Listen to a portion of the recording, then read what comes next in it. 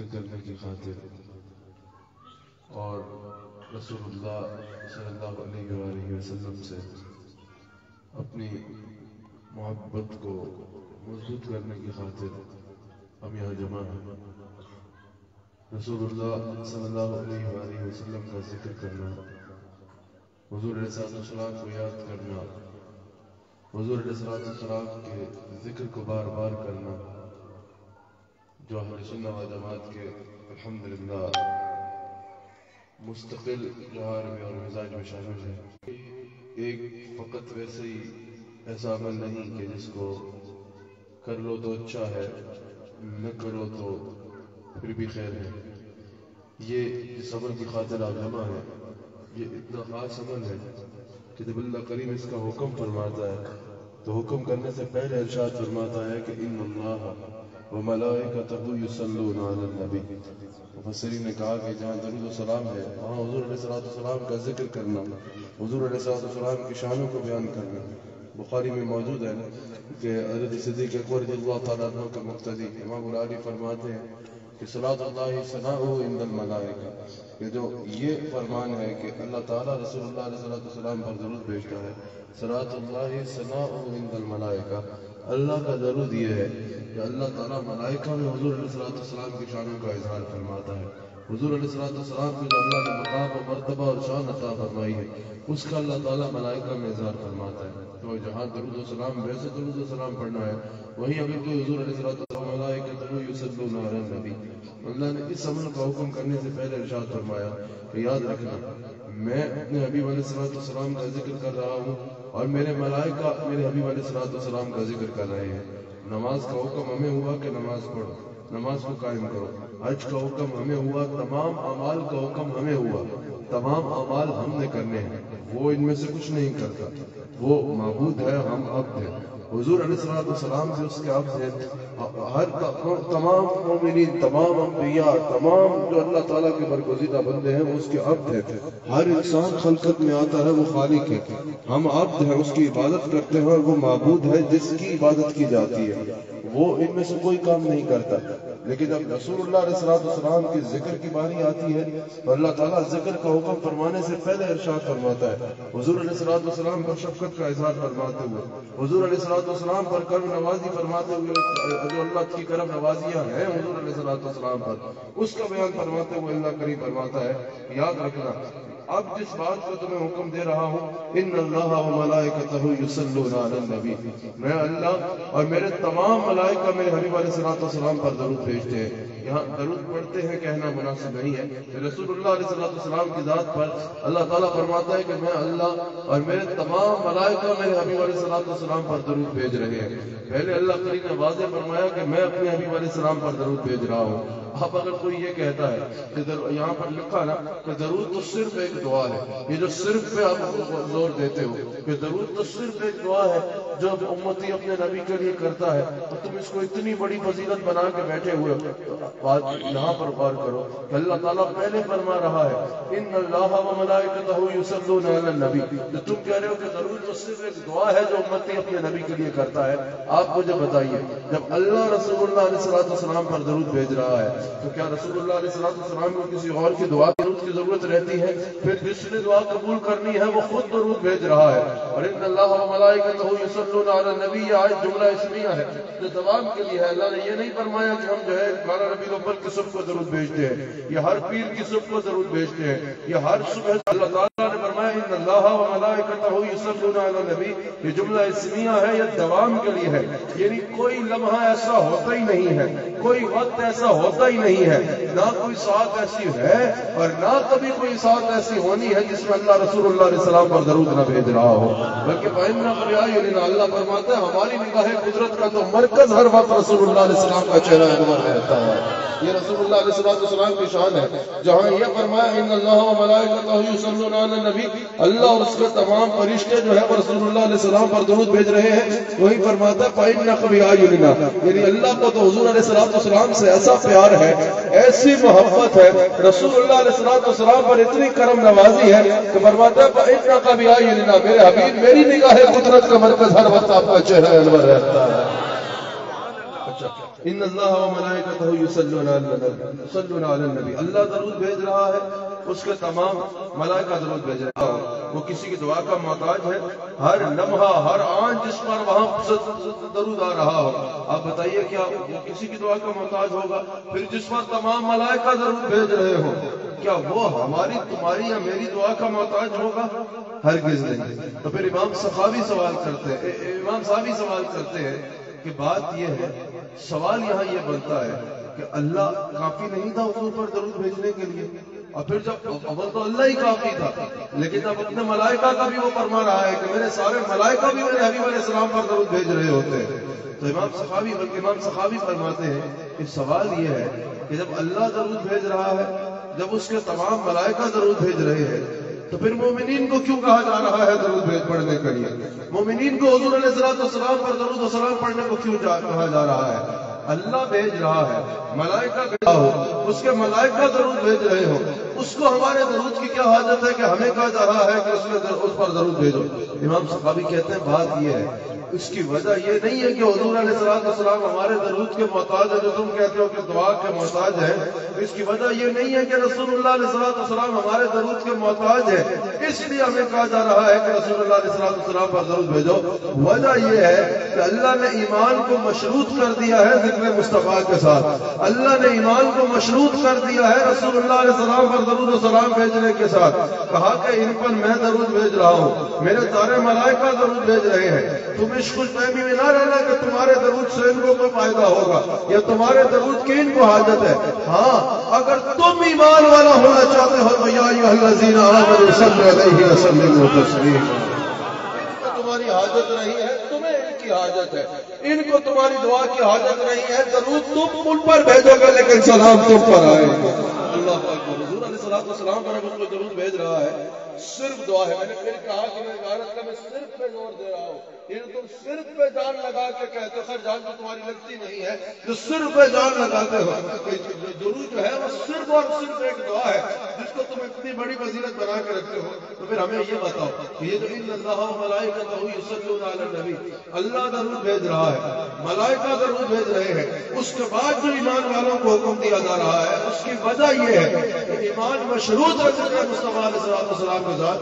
کہا تم ایمان والا ہونا چاہتے ہو، ایمان والے تب ہوگا جب رسول اللہ علیہ السلام کے ساتھ ایسا رشتہ قائم ہوگا. اور حضور علیہ السلام پر درود بھیجو گے. اب حضور علیہ السلام پر بھیجتا ہے انسان کو سلام خود پر آتے ہیں. حضور علیہ السلام پر درود بھیجتا ہے تو خدا اپنے معاف ہوتے ہیں. درود حضور علیہ السلام پر بھیجتا آپ بتاؤ حضور محتاج ہے معاذ اللہ کسی کی دعا کے یا کسی کے درود و سلام پڑھنے کے؟ ہرگز نہیں. حضور فرماتے ہیں کوئی مجھ پر درود بھیجتا ہے اللہ اس کے درجات کو بلند کر دیتا ہے، کوئی مجھ پر درود بھیجتا ہے اللہ اس کے حاجات کو پورا کر دیتا ہے، کوئی مجھ پر ایک مرتبہ درود بھیجتا ہے. صحابہ کہتے ہیں کہ ہم مسجد نبی میں بیٹھے، حضور اپنے محل مبارک سے باہر آئے، کہا حضور مسکرا رہے تھے. صحابہ کہتے ہیں جب حضور اتنا مسکرا رہے ہوتے تھے نا تو ہم سمجھ جاتے تھے کہ بشارت آئی ہے. ہم نے عرض کی کہ یا رسول اللہ صلی اللہ علیہ وسلم آپ کے چہرے پہ اس قدر مسکراہٹ ہے، کوئی بشارت آئی ہے، اللہ کی طرف سے کوئی خوشخبری آئی ہے؟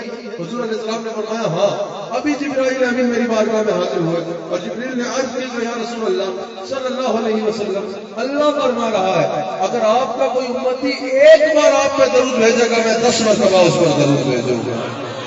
حضور علیہ السلام نے فرمایا کہ اگر تمہاری حاجات تم پر تنگ پڑ جائیں، یعنی تمہاری حاجات تمہاری دعائیں قبول نہ ہو رہی ہوں، حاجات تنگ پڑ جائیں، مجھ پر درود و سلام پڑھو، اس کے ذریعے اللہ تعالیٰ تمہاری حاجات کو پورا فرمائے گا. اور سیدنا فاروق اعظم رضی اللہ تعالیٰ عنہ فرماتے ہیں کہ درود و سلام وہ عمل ہے جو پڑھتے ساتھ قبول ہو جاتا ہے. تم نے کوئی بھی عمل کیا تمہارے پاس گارنٹی نہیں ہے کہ وہ قبول ہوگا یا نہیں ہوگا. سمجھ آ رہی ہے؟ کوئی بھی عمل پہ تمہیں گارنٹی نہیں ہے کہ میں نے یہ عمل کیا اور یہ میرا عمل قبول ہوگا. لیکن سیدنا فاروق اعظم رضی اللہ تعالیٰ عنہ فرماتے ہیں کہ درود و سلام وہ عمل ہے جو فوراً قبول ہوتا ہے. جیسا ابن ماجہ میں حدیث موجود ہے، حضور علیہ السلام نے فرمایا میرا کوئی بھی امتی مجھ پر کہیں سے بھی درود پڑے میں اس کا سنتا ہوں اور اس کا جواب عطا فرماتا ہوں. اور ایک اور حدیث میں موجود ہے، حضور فرماتے ہیں کہ جب میرا امتی مجھ پر درود بھیج رہا ہوتا ہے میں اس کی آواز کو بھی سن رہا ہوتا ہوں. اللہ اکبر. حضور علیہ السلام کا فرمانا کہ میری قبر پر ایک فرشتہ ہے، اللہ تعالیٰ نے فرشتے کی ذمہ داری لگا رکھی ہے، اور پھر ملائکہ کی ذمہ داری ہے کہ کہیں سے بھی مجھ پر درود و سلام پڑتا ہے، ان ملائکہ کو بھی اللہ تعالیٰ نے تمام کی آواز سننے کی سماعت عطا کی ہے، وہ مجھ پر درود و سلام جو بھی پڑتا ہے اس درود و سلام کو میری بارگاہ میں پہنچایا کرتے ہیں۔ اچھا، اس حدیث کو بنیاد بنا کے بھی بعض لوگ کہتے ہیں کہ بھائی رسول اللہ علیہ السلام کی قبر انور پر فرشتوں کی ڈیوٹی ہے نا کہ وہ درود و سلام پہنچاتے ہیں، تو سوال یہ ہے اگر خود سنتے ہوتے تو فرشتوں کی ذمہ داری کیوں لگائی گئی ہے؟ خود سن سکتے ہوتے تو پھر فرشتوں کی ذمہ داری کیا لگائی گئی ہے؟ تو میں نے کہا کہ ایسی عقل اور ایسی مت کسی کی نہ بجے، ایسی عقل بھی کسی کی نہ ماری جائے۔ کیا بغض لے کے آئے ہو تم گھٹی میں کہ ہر بات میں تمہیں معاذ اللہ ایسی ہی باتیں کرنی ہوتی ہے؟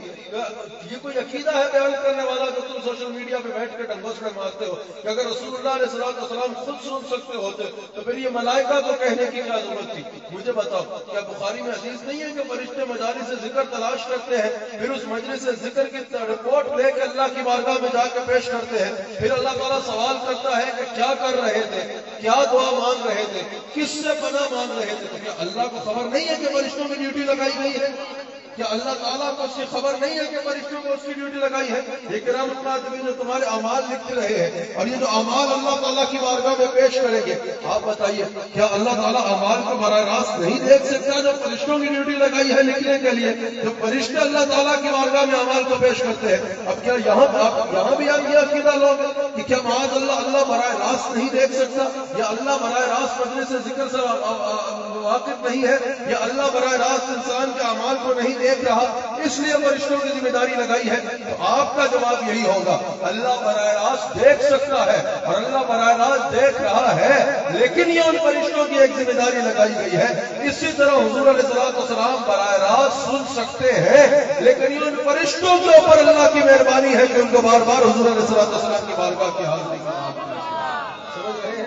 یہ آپ عقیدے کہاں سے باڑھ کے لاتے ہو اور کہاں سے نکال کے لاتے ہو، یہ ہمیں سمجھ نہیں لگتی کہ رسول اللہ علیہ السلام خود نہیں سن سکتے اس لیے فرشتے کو ہے۔ آپ سمجھ رہے ہیں نا؟ تو آپ اللہ کی بارگاہ میں فرشتے اعمال پیش کرتے ہیں، کیا یہاں بھی آپ کا یہی عقیدہ رکھا جائے گا؟ تو وہاں پر آپ بولو گے نہیں اللہ خود دیکھ سکتا ہے، تو یہاں بھی اللہ نے حضور کو خود ایسی سماعت عطا کی ہے۔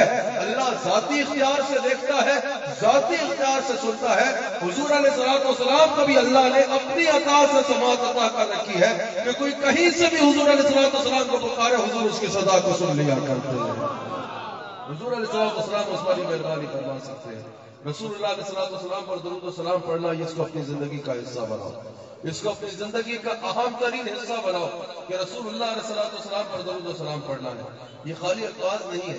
حضور علیہ السلام نے فرمایا کہ بعض اعمال ایسے ہوتے ہیں کہ جن کو انسان کرتے ہوئے محسوس کرتا ہے یہ بہت چھوٹا سا کام ہے، الحمدللہ کہہ دینا، سبحان اللہ کہہ دینا، درود و سلام کو پڑھ لینا، یہ نہیں کہ محفل میں سبحان اللہ کہنے کا کہا جا رہا ہے، ویسے بھی اپنی زندگی میں اللہ کا ذکر کرنا، درود و سلام پڑھنا یا کوئی بھی ایسے خیر کے کام، حضور علیہ السلام فرماتے ہیں کہ بعض اعمال ایسے ہیں کہ جن کو انسان اپنی پشت پر ہلکا محسوس کرتا ہے، سمجھتا ہے کہ یہ بہت چھوٹا سا عمل ہے، لیکن حضور علیہ السلام فرماتے ہیں میزان پہ وہ بہت بھاری ہوگی، جب وہ میزان پہ رکھے جائیں گے ان کا وزن بہت بھاری ہوگا۔ اور اسی طرح فرمایا کہ بعض گناہ ہوتے ہیں، اسی طرح کہا گیا کہ بعض گناہ ہوتے ہیں کہ جن کو انسان بہت کم محسوس کرتا ہے۔ کہا نا کہ منافق جو ہے اور گناہگار جو ہے جو سرکش ہو چکا ہوتا ہے وہ تو گناہ کو اتنا وزن محسوس کرتا ہے جس طرح ناک پہ بیٹھے ہوئے مکھی، اس سے زیادہ نہیں۔ بعض گناہ ایسے ہوتے ہیں کہ جو بہت تھوڑے انسان کو محسوس کر رہے ہوتے ہیں کہ یہ بھی کوئی گناہ ہے، جھوٹ بول دینا بھی کوئی گناہ ہے، کسی کا دل توڑ دینا بھی کوئی گناہ ہے، ملاوٹ کسی کر دینا بھی کوئی گناہ ہے،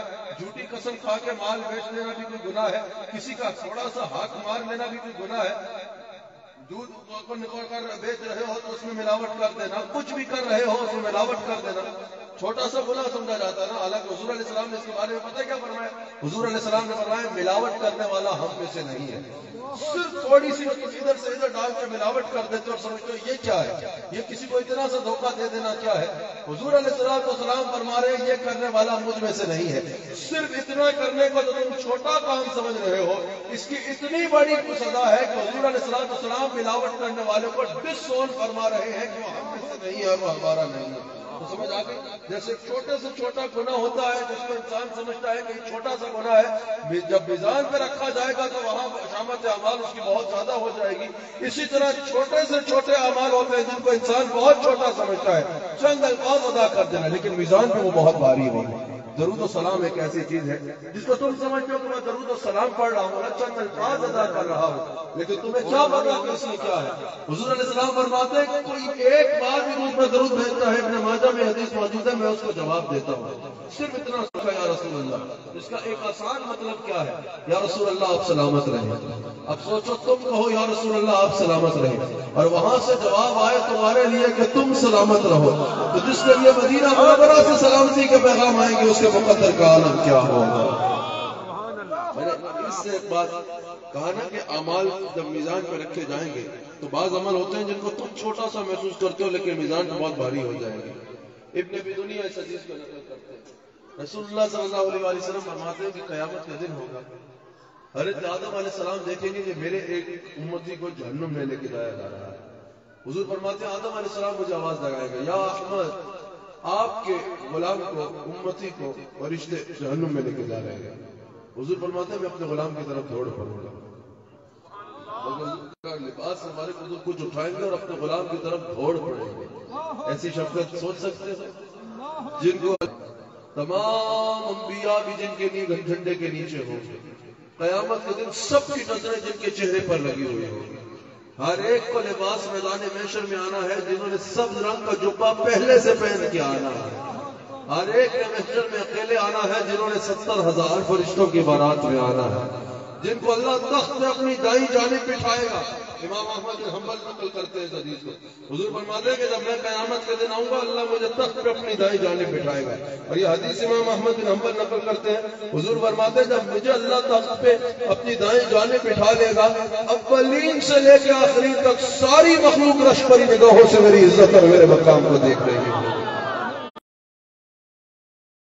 ٹوٹ جائیں گے گناہگاروں کے سبھی قید و بند, حشر میں کھل جائے گی طاقت رسول اللہ. رسول اللہ علیہ السلام فرماتے ہیں کہ میں اپنے غلام کی طرف دوڑ پڑوں گا جن کی اتنی عزت ہوگی قیامت کے دن. وہ فرماتے ہیں, حضور فرماتے ہیں قیامت کے دن, امام دیرمی اس کا نقل کرتے ہیں, حضور نے فرمایا قیامت کے دن جب ساری مخلوق مایوس ہوگی سب کو خوشخبری میں سناؤں گا. حضور فرماتے ہیں قیامت کے دن انبیاء کے جلوس کا قائد میں ہوں گا. حضور علیہ السلام فرماتے ہیں جب سب خاموش ہوں گے سب کے لیے شفاعت کی بات میں کروں گا. حضور فرماتے ہیں, یہ امام دیرمی نقل کرتے ہیں کہ قیامت کے دن جنت کی چابی بھی میرے ہاتھ میں ہوگی اور لواء الحمد عزت کا جھنڈا بھی میرے ہاتھ میں ہوگا.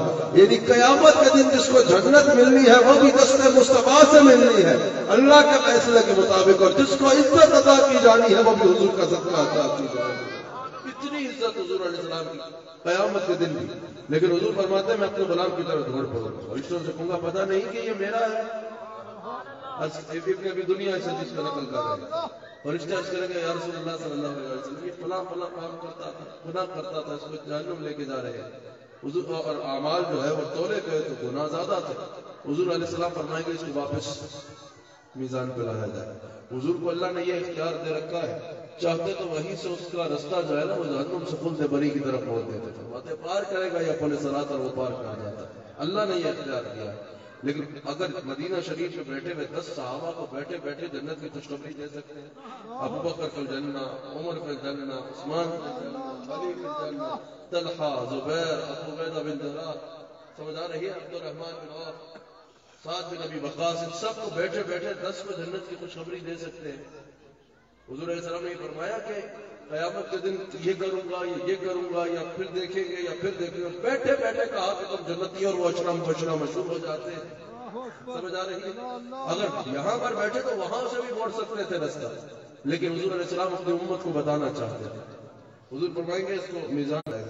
حضور علیہ السلام اللہ کی بارگاہ میں عرض کریں گے حضور علیہ السلام کہ اللہ اس کے اعمال کو پھر تولا جائے گا, اعمال کو پھر تولا جائے گا. حضور کی عرض میں پھر فرمایا کہ اس کے گناہ کم ہو رہے, زیادہ ہو رہے ہوں گے اور نیکیاں کم ہو رہی ہوں گی. حضور علیہ السلام اپنی جانب سے ایک نقطہ نکالیں گے اور اس کے نامہ اعمال میں رکھتے ہیں. وہ ایک کاغذ کا ٹکڑا آنا ہوگا کہ نیکیوں کا پلڑا فوراً بھاری ہو جائے گا. حکم ہوگا کہ اس کو جنت میں لے جائے گا. وہ خود حیران ہو کے عرض کرے گا یا رسول اللہ صلی اللہ علیہ وسلم اس ایک کاغذ میں ایسا کیا تھا جو میری ساری زندگی کے گناہوں پہ بھاری آ گیا. حضور نے فرمایا کہ میں فرماؤں گا کہ اس میں وہ تیرا درود تھا جو تیری میری محبت میں ڈوب کے مجھ پہ بھیجا تھا، تیرا درود و سلام تھا جو میری محبت میں تو مجھ پہ بھیجا کرتا تھا. تو جو میں نے بتایا کہ بعض اعمال انسان کو کرنے میں بہت ہوتا ہے کہ یہ تو آسان سا کام ہے، لیکن میزان پہ اتنا بھاری ہوتا ہے کہ وہ ایک ٹکڑا پورے نامہ اعمال کو بھاری کر ڈالے گا. یہ درود و سلام جو ہے اس کو اپنی عادت بناؤ. یہ ایک امتی کا اپنے نبی کے ساتھ ہیڈن ریلیشن ہوتا ہے، ایک رشتہ ہوتا ہے جو بحال ہوتا ہے اپنے نبی کے ساتھ امتی کا. یہ درود و سلام کا رشتہ بحال ہوتا ہے، ایک کنیکٹ کر کے رکھتا ہے اپنے نبی علیہ الصلوۃ والسلام کے ساتھ انسان کو. بار بار یہاں سے بھی سلام جا رہے ہوتے ہیں اور وہاں سے بھی سلام آ رہے ہوتے ہیں. یہ رشتہ اپنے آقا علیہ الصلوۃ والسلام کے ساتھ مضبوط کرو. روزانہ اپنے گھر کے بستر کے سامنے لکھ کے لگا لو کہ آج کتنی مرتبہ درود و سلام پڑھا ہے، تاکہ جب بستر پہ جاؤ تو اس چیز کا احساس ہو رسول اللہ علیہ السلام پر درود و سلام پڑھو. اور درود و سلام انسان کی زندگی کو پاک کرتا ہے. اگر انسان واقعہ درود و سلام کو اس کے احترام اور اس کے تقدس کے ساتھ کرے. اب ہاتھ پہ تسبیح السلام علیکم یا رسول اللہ اور وہاں ملاوٹ کر کے مال بیچ رہا ہے تو یہ تو نہیں کرے گا نا انسان. جب انسان درود و سلام پڑھ رہا ہے تو اس کو یہ یقین ہوگا کہ حضور مجھے دیکھ رہے ہیں. یا اگر ابھی نہیں پڑھ رہا، تھوڑی دیر میں اس کو پڑھنا ہے تو اس کو یہ تو یقین ہوگا نا ابھی میں نے حضور علیہ الصلوۃ والسلام کی بارگاہ میں پیش ہونا ہے. جب انسان درود شریف پڑھ رہا ہوتا ہے تو حضور کی بارگاہ میں پیش ہوتا ہے تو میں نے کیا منہ دکھانا ہے. سمجھ آ رہی ہے؟ جب انسان ہر وقت درود و سلام پڑھ رہا ہوگا تو ہر وقت اس کو یہ خیال ہوگا کہ رسول اللہ، اگر یہ خیال ہوگا کہ حضور دیکھ رہے ہیں تو پھر ادب کا تقاضا یہ ہے کہ انسان پھر کبھی حضور علیہ السلام کی نافرمانی نہیں کرے گا، کبھی ایسی بات نہیں کرے گا. گناہ کی طرف جا رہا ہوگا، جب درود و سلام پڑھ رہا ہوگا تو اس کو یقین ہوگا کہ حضور دیکھ رہے ہیں. جب کسی بھی اعتبار سے اللہ کی نافرمانی کر رہا ہوگا اور درود و سلام پڑھ رہا ہوگا تو اس وقت اس کو یہ خیال ہوگا حضور دیکھ رہے ہیں. یہ تصور اس کو گناہ سے رکنے کے لیے مدد کرے گا. اللہ تعالیٰ ہم سب کو صحیح معنوں میں رسول اللہ صلی اللہ علیہ وآلہ وسلم سے محبت کرنے کی توفیق عطا فرمائے، اس محبت کے تقاضوں پر پورا اترنے کی توفیق عطا فرمائے. اور اللہ تعالیٰ ہم سب کو مرتے دم تک رسول اللہ صلی اللہ علیہ وآلہ وسلم کا نمک حلال اور وفادار رہنے کی توفیق عطا فرمائے. میرے شیخ کا حکم ہے آپ سب حضرات میرے ساتھ پڑھ لیجیے، بلکہ درود و سلام پر بات ہوئی تو میرے ساتھ مل کے پڑھ لیجیے. صلی علی نبینا صلی علی نبینا صلی علی محمد صلی علی نبینا صلی علی نبینا صلی علی نبینا صلی علی محمد نبینا. عرش پہ تازہ چھ چار، عرش پہ تازہ چھ چار، عرش پہ تر دھوپتا کل جدھر لگائیے، کل جدھر لگائیے، کل جدھر لگائیے. انہی کی داستان ہے، کل جدھر لگائیے، کل جدھر لگائیے. انہی کی داستان ہے. صلی علی نبینا صلی علی نبینا صلی علی محمد صلی علی. جب بھی میں مدینہ شریف میں ہوتا ہوں، حضور کا روضہ سامنے ہوتا ہے تو بے ساختہ اعلیٰ حضرت کا یہ شعر زبان پہ آ رہا ہوتا ہے. سامنے ہے وہ نوبہار، سامنے ہے وہ نوبہار، سجدے کو دل ہے بے قرار، روکیے سر کو روکیے، روکیے سر کو روکیے.